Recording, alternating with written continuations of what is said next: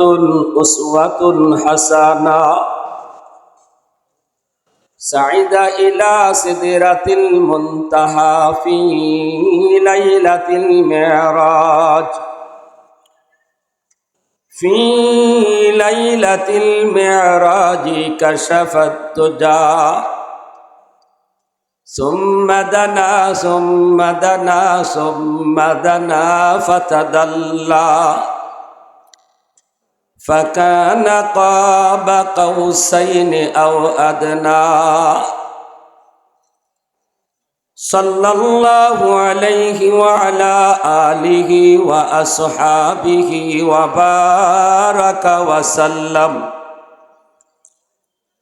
وبارك وسلم تسليما كثيرا كثيرا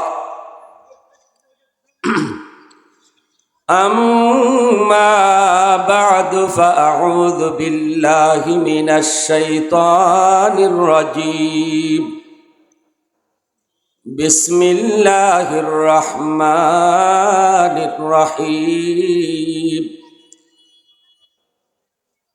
ألهاكم التكاثر حتى زرتم المقابر كلا سوف تعلمون ثم كلا سوف تعلمون كلا لو تعلمون علم اليقين لترون الجحيم ثم لترونها عين اليقين ثم لتسألن يومئذ عن النعيم وقال رسول الله صلى الله عليه وسلم لو كان لابن آدم واديا من الذهب لأحب أن يكون له واديان أو كما قال النبي عليه الصلاة والسلام صلى الله على سيدنا ومولانا محمد وعلى آله وأصحابه وسلم সবাই দরুদ শরীফ পড়ি সাল্লাল্লাহু আলা সাইয়্যিদিনা ওয়া মাওলানা মুহাম্মদ ওয়া আলা আলিহি ওয়া আসহাবিহি ওয়া সাল্লাম उल्फत में तेरी वैसी ने दंदान को तूरा बू बकर उमर नक्श कदम तेरा न छोरा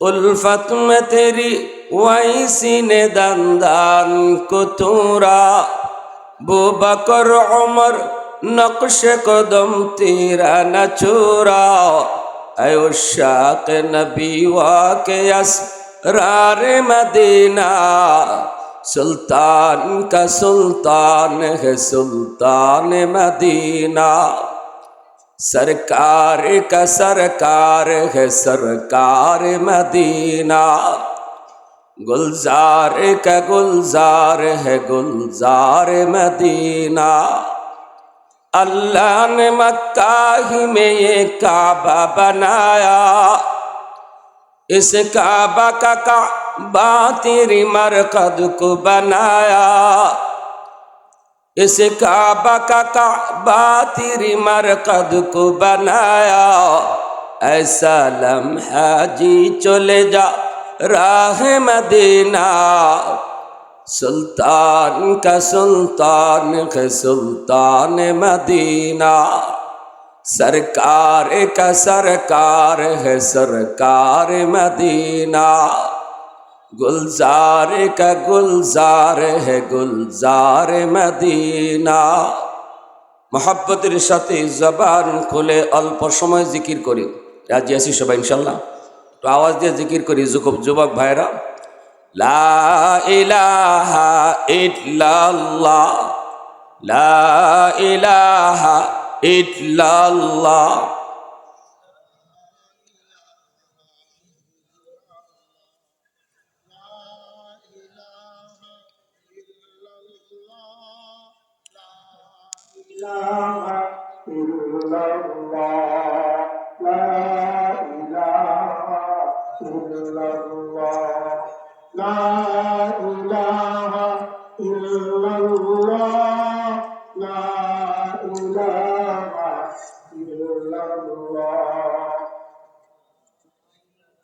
চিনি সারা নেই, চিনি সারা।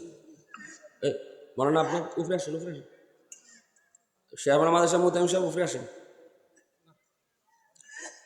জিকির লা ইলাহা ইল্লাল্লাহ।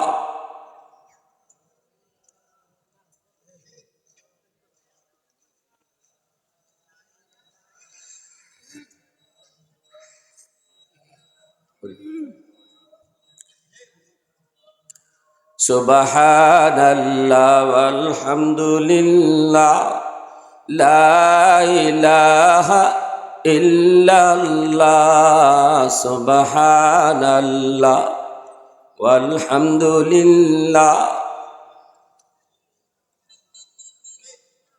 লা ইলাহা ইল্লাল্লাহ, লা ইলাহা ইল্লাল্লাহ, সুবহানাল্লাহ।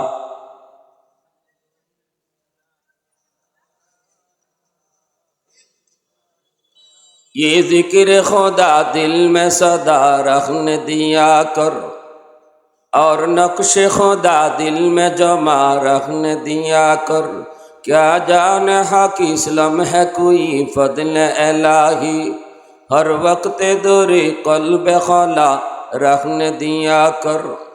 मुर्शिद की नजर गज़ बसर से न होती है, क्या खुश नजरी खुश नजरी खुश नजरी है, क्या खुश नजरी खुश नजरी खुश नजरी है। दिल तूर के दिल जोर दिया सबका खुदा से, क्या दिल शिकानी दिल शिकानी दिल शिकानी है, क्या दिल शिकानी दिल शिकानी दिल शिकानी है। सुबहानल्लाह वल्हम्दुलिल्लाह।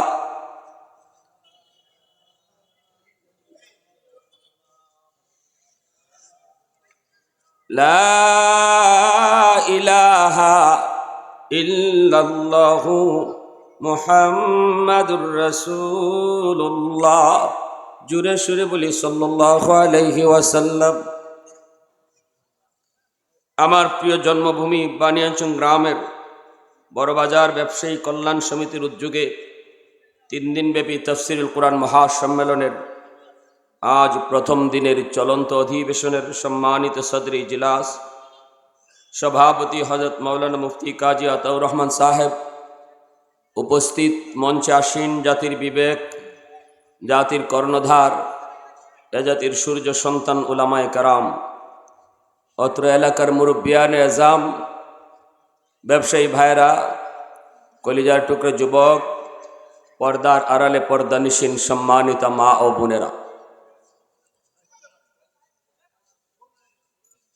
আমাকে আলোচনার বিষয় দেওয়া হয়েছে পবিত্র কোরআনুল করিমের 30 নম্বর পারার একখান ছোট্ট সূরা, সূরাতুত তাকাসুর। এই সূরার অবলম্বনে কিছু কথা বলার জন্য। মুআজ্জাজ হাজিরিন, আমি আমার বিষয়কে সামনে রেখে পবিত্র কোরআন এবং হাদিস থেকে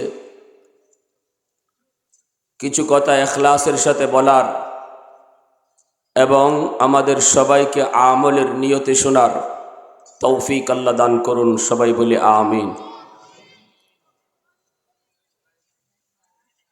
এই সূরাখানা ভূমিকা কম, আমি কোনো ভূমিকায় যাব না কারণ সময় খুব কম।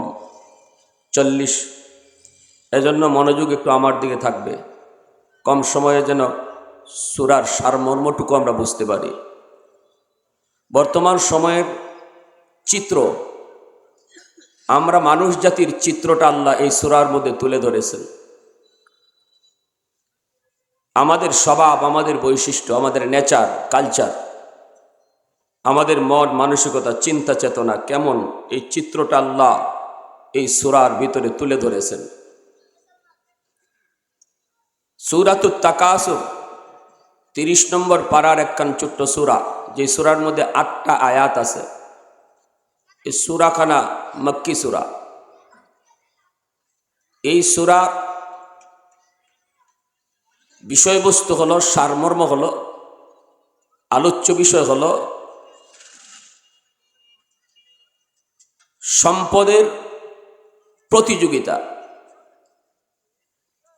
শুধু সম্পদ নয়, দুনিয়ার যত প্রতিযোগিতা আমাকে আপনাকে আখিরাত থেকে ভুলায় দেয়, আল্লাহ থেকে দূরে সরায় দেয়, আল্লাহর সামনে জবাবদিহিতার চিন্তা চেতনা মন থেকে সরায় দেয়, দুনিয়ার যে সমস্ত কাজ, এই সকল কাজকে তাকাসুর বলে। অর্থাৎ সম্পদের প্রতিযোগিতা, ক্ষমতার প্রতিযোগিতা,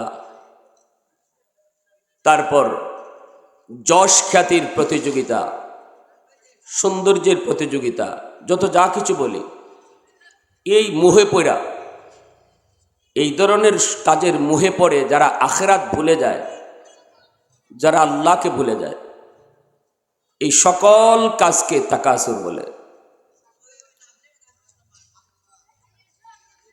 তাফসীরে ইবনে কাসিরের মধ্যে আল্লামা ইবনে কাসির এই কথাটাই তিনি উল্লেখ করছেন, যে এই সূরার সারমর্ম। এবার আসুন আমরা একটু সরল তর্জমা শুনি, তারপরে কিছু ব্যাখ্যায় যাব ইনশাআল্লাহ। মনোযোগ আছে তো সবার ইনশাআল্লাহ? আলহাকুমুত তাকাসুর, আল্লাহ বলতেছেন তাকাসুর তোমাদেরকে ভুলিয়ে দিয়েছে, ভুলিয়ে দেয়, তোমাদেরকে বেবুলা বানায়। তাকাসুর কোন জিনিস? সম্পদের অহংকার, ক্ষমতার অহংকার, যশ খ্যাতির অহংকার, একে অপরের মাঝে প্রতিযোগিতা। এই প্রতিযোগিতায় তোমাদেরকে বেবুলা বানায় দিছে। আল্লাহ বলতেছেন, আল্লাহ শব্দটা লাহউন থেকে, লাহউন শব্দের অর্থ ভুলে যাওয়া, ভুলায় দেওয়া। তাকাসুর তাফাউলের সিগা, যার একটা বৈশিষ্ট্য হলো, ভাবে তাফাউলের একটা বৈশিষ্ট্য হলো, এটা উলামায়ে কেরাম যারা তারা বুঝবে, প্রতিযোগিতা। তোমার থেকে আমি পারবো, এই ব্যাপারে আমি আগ্রহী থাকবো, এর ওইটা আছে আমার ওইটা হতে হবে, এর এই আছে আমার আরো বেশি হতে হবে। এই যে একজনের প্রতি আরেকজনের যে একটা প্রতিযোগিতা, এটা হলো ভাবে তাফাউলের একটা বৈশিষ্ট্য, খাসিয়ত। তো আল্লাহ পাক রব্বুল আলামিন এই কথাটা বলতেছেন, হে মানুষ, তোমাদেরকে তোমাদের এই প্রতিযোগিতা, দুনিয়ার প্রতিযোগিতা ভুলাইয়া দিছে। কিসে থেকে? আনিল, তোমার আখিরাত, আখিরাত থেকে ভুলাইয়া দিছে। কোন জিনিস? হাসান বসরি তিনি দুইটা কথার কথা উল্লেখ করেছেন, আলহাকুমুত তাকাসুর আনিল আমওয়াল ওয়াল আওলাদ, তোমাদের মাল দৌলত, তোমাদের আওলাদ সন্তান সন্ততি, এই বিষয়গুলার মায়ায় পড়া তোমাদেরকে আখিরাত থেকে ভুলাইয়া দিছে। কতক্ষণ পর্যন্ত? আল্লাহ বলেন, হাত্তা জুরতুমুল মাকাবির, কবরে যাওয়ার আগ পর্যন্ত তোমরা এই প্রতিযোগিতা ভুলবা না। কবরে গেলে পরে এই প্রতিযোগিতা থামবো, ঠিক না? কবরে যাওয়ার আগ পর্যন্ত। প্যারে হাজিরিন, এই জিনিসটা, এই বৈশিষ্ট্যটা আমাদের সমাজে এখন আসেনি না নাই? এই প্রতিযোগিতাটা, এটা 100 সবার মাঝে। আমি আমার কথা বলি, আপনাদের কথা বলি না। আমি আজকের ওয়াজটা আমার জন্য করতেছি, যে আজ আমাদের ভিতরে এই প্রতিযোগিতাটাই চলছে। দুনিয়ার লাইনে কে কত দূর আগাইতে পারে, আল্লাহ রাসূল সাল্লাল্লাহু আলাইহি ওয়াসাল্লাম একটা হাদিসের মধ্যে এর আরো সুন্দর নমুনা, আরো সুন্দর চিত্র তুলে ধরেছেন নবীজি তার হাদিসে। রাসূল বলেন, লাউ কানা লি ইবনে আদম ওয়াদিয়াম মিনাজ যাহাব, কোন মানুষের যদি একটা স্বর্ণের মাঠ হয়, মাঠ বড়া একটা স্বর্ণ, তার মাঠ বড়া স্বর্ণের মালিক যদি হয় কেউ, রাসূল বলেন লা আহাব্বা ইয়াকুনা লাহু ওয়াদিয়া, সে চাইবে তার জন্য আরো দুইটা মাঠ হয়। যার একটা স্বর্ণের মাঠ আছে, স্বর্ণের একটা উপত্যকা আছে, সে চাইবে তার যেন আরো একটা হয়। ঠিক না এটা? যার দোকান একটা আছে সে চায় দোকান যেন তার আরেকটা পারে। দোকান যদি একটা দুইটা হয় তবে মনে মনে ভাববে যদি আরো একটা হইতো। অর্থাৎ আল্লাহ রাসূল বুঝাইছেন মানুষের স্বভাবটাই এমন, সে দুনিয়াতে যা পায় এতেই সে তৃপ্ত হয় না, ক্ষান্ত হয় না, তার আরো লাগে, আরো লাগে, আরো লাগে। এই যে প্রতিযোগিতাটা, এই প্রতিযোগিতায় যে মানুষগুলাকে নামাজ থেকে ভুলাই দিছে, এই প্রতিযোগিতায় পইরা যারা আখিরাত ভুলে গেছে, এই প্রতিযোগিতায় পইরা যে মানুষগুলো হালাল হারাম ভুলে গেছে, সে আরো চাই, আরো চাই, আরো চাই করতে করতে যে মানুষটা এটা হালাল না হারাম এটাও ভাবে না, যা পায় তা ধরে, যা খাইতে মন চায় তা খায়। আল্লাহর পাক এই সূরার মধ্যে ওই মানুষগুলা নিয়ে কথা বলতেছেন যে এদের এই চাওয়া, এদের এই পাওয়া ততক্ষণ পর্যন্ত ক্ষান্ত হবে না যতক্ষণ পর্যন্ত কবরের সাথে তাদের সাক্ষাৎ না হবে। কথা ঠিক না বেটি? কবরের সাথে যতক্ষণ সাক্ষাৎ না হবে ততক্ষণ পর্যন্ত এই চাহিদা, এই চাওয়া, এই পাওয়া এটা ক্ষান্ত হবে না।